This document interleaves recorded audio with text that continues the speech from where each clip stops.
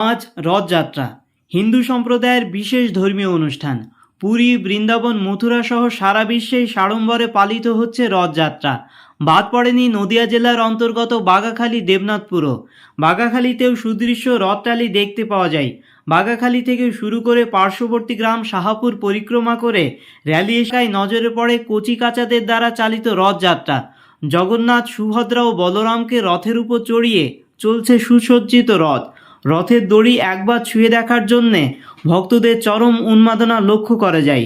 আজ জগন্নাথ দেব সাড়ম্বরে মাসির বাড়িতে গেলেন, ফিরে আসবেন এক সপ্তাহ পর, অর্থাৎ উল্টো রথের দিন। তবে এবছর উল্টো রথ 2 দিন পালিত হবে বলে জানা যায়। সোমবার, মঙ্গলবার 2 দিন ধরে চলবে এই অনুষ্ঠান। তবে অনেক জায়গায় 1 মাস ধরে চলে রথযাত্রার অনুষ্ঠান মেলা। দেবনাথপুর থেকে তাপস কুমার চক্রবর্তী রিপোর্ট, নবকাণ্ডারী নিউজ।